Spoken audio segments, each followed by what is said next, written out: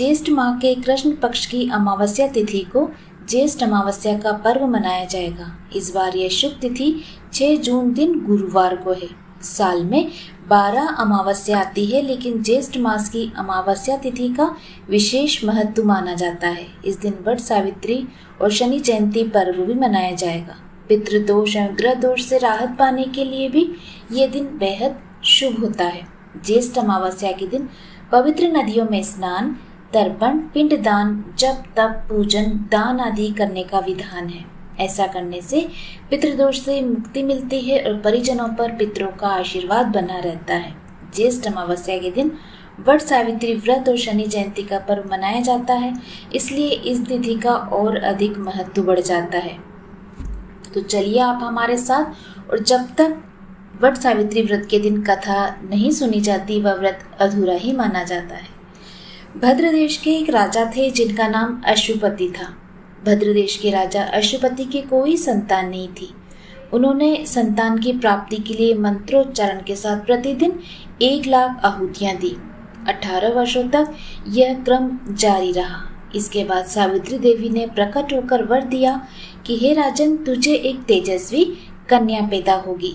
सावित्री देवी की कृपा से जन्म लेने के कारण से कन्या का नाम सावित्री रखा गया। कन्या बड़ी होकर बेहद रूपवान हुई। योग्य वर न मिलने की वजह से सावित्री के पिता दुखी थे। उन्होंने कन्या को स्वयं वर तलाशने भेजा। सावित्री तपोवन में भटकने लगी। वहां साल्व देश के राजा दुम्नसेन रहते थे। क्योंकि उनका राज्य किसी ने छीन लिया था, उनके पुत्र सत्यवान को देखकर सावित्री ने पति के रूप में उनका वरण किया। ऋषिराज नारद को जब यह बात पता चली तो राजा अश्वपति के पास पहुंचे और कहा, हे राजन, ये क्या कर रहे हैं आप? सत्यवान गुणवान है, धर्मात्मा है और बलवान भी है, पर उसकी आयु बहुत छोटी है। वह अल्पायु है। 1 वर्ष बाद ही उसकी मृत्यु हो जाएगी। ऋषिराज नारद की बात सुनकर राजा अश्वपति घोर चिंता में डूब गए। सावित्री ने उनसे कारण पूछा तो राजा ने कहा, पुत्री, तुमने जिस राजकुमार को अपने वर के रूप में चुना है वह अल्पायु है। तुम्हें किसी और को अपना जीवन साथी बनाना चाहिए। इस पर सावित्री ने कहा, पिताजी, आर्य कन्याएं अपने पति का एक बार ही वरण करती है। राजा एक बार ही आज्ञा देता है और पंडित एक बार ही प्रतिज्ञा करते हैं और कन्यादान भी एक ही बार किया जाता है। सावित्री हट करने लगी और बोली, मैं सत्यवान से ही विवाह करूंगी। राजा अश्वपति ने सावित्री का विवाह सत्यवान से कर दिया। सावित्री अपने ससुराल पहुंचते ही सास ससुर की सेवा करने लगी। समय बीतता चला गया। नारद मुनि ने सावित्री को पहले ही सत्यवान की मृत्यु के दिन के बारे में बता दिया था।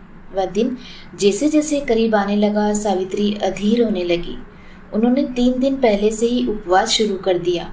नारद मुनि द्वारा कथित निश्चित तिथि पर पितरों का पूजन किया। हर दिन की तरह सत्यवान उस दिन भी लकड़ी काटने जंगल चले गए। साथ में सावित्री भी गई। जंगल में पहुंचकर सत्यवान लकड़ी काटने के लिए एक पेड़ पर चढ़ गए। तभी उनके सिर में तेज दर्द होने लगा। दर्द से व्याकुल सत्यवान पेड़ से नीचे उतर गए। सावित्री अपना भविष्य समझ गई थी। सत्यवान के सिर को गोद में रखकर सावित्री सत्यवान का सिर सहलाने लगी। तभी वहां यमराज आते दिखे। यमराज अपने साथ सत्यवान को ले जाने लगे। सावित्री भी उनके पीछे पीछे चल पड़ी। यमराज ने सावित्री को समझाने की कोशिश की कि यही विधि का विधान है, लेकिन सावित्री नहीं मानी। सावित्री की निष्ठा और पति परायणता को देखकर यमराज ने सावित्री से कहा, हे देवी, तुम धन्य हो, तुम मुझसे कोई भी वरदान मांगो। सावित्री ने कहा, मेरे सास ससुर वनवासी और अंधे हैं, उन्हें आप दिव्य ज्योति प्रदान करें। यमराज ने कहा, ऐसा ही होगा, जाओ अब लौट जाओ। लेकिन सावित्री अपने पति सत्यवान के पीछे पीछे चलती रही। यमराज ने कहा, देवी तुम वापस जाओ। सावित्री ने कहा, भगवान, मुझे अपने पतिदेव के पीछे पीछे चलने में कोई परेशानी नहीं।